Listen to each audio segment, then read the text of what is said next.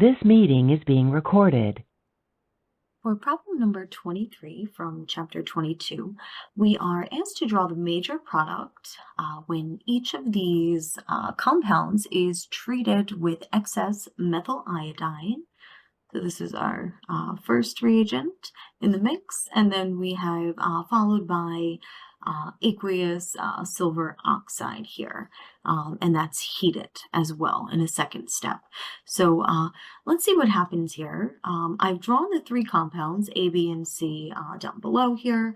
So we have first up cyclohexylamine.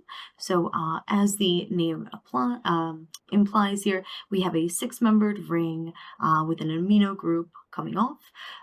So let's see what happens if we were to subject this to methyl iodide here. We know that's in excess. So what happens here is something called exhaustive alkylation. So this nitro, or I'm sorry, this amino group at top here will gain 1, 2, 3 methyl substituents from this methyl iodide and become positively charged, and will create this ammonium salt in this first step. Then we subject this to aqueous silver oxide here.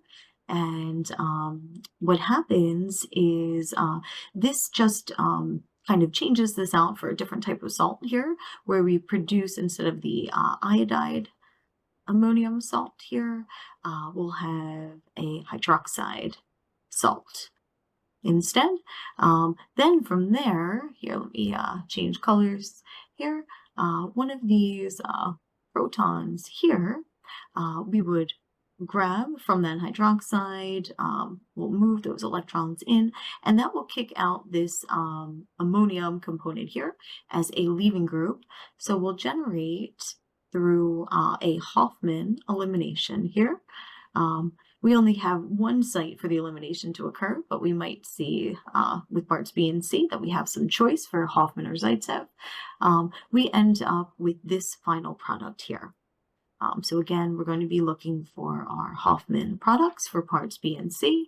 Now notice there's some stereochemistry in part B here, the R3-methyl-2-butanamine. So we know that we have a 4-membered carbon chain. We have an amino substituent on the second carbon. We have a methyl on the third carbon, and then the R applies to the chiral center. There's only one where the amino substituent is, and this is the correct orientation on a wedge here. But just note that the stereochemistry won't really play a role here, but radiochemistry will be discussed towards the end. So let's see here. First, we add that excess methyl iodide here. So that will exhaustively alkylate that nitrogen. So we're going to end up with something similar to what we saw before. We'll have our ammonium iodide salt here. Then we'll subject this to silver oxide aqueous conditions here. And then that will, again, just convert this to a slightly different ammonium salt. So that's still positively charged. Now we have hydroxide.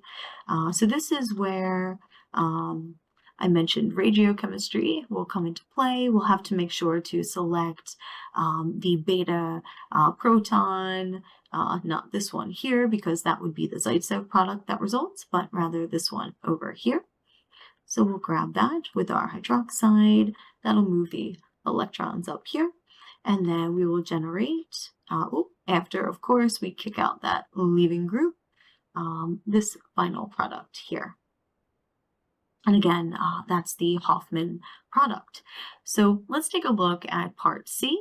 Now we have NN dimethyl, so that's what we see right there, 1 phenyl, so that's what we have over here, propan, so 1, 2, 3, 2 amine. So that's how we derive that name there. So let's subject this to, again, excess methyl iodide. So what happens here, we'll get that phenyl group drawn over here. And then my nitrogen is now fully, exhaustively alkylated. Then in the next step, we'll add that silver oxide and water. So now we convert that to this salt instead. Oh, first we had our iodide salt over there, right? And then we convert that to now our hydroxide salt.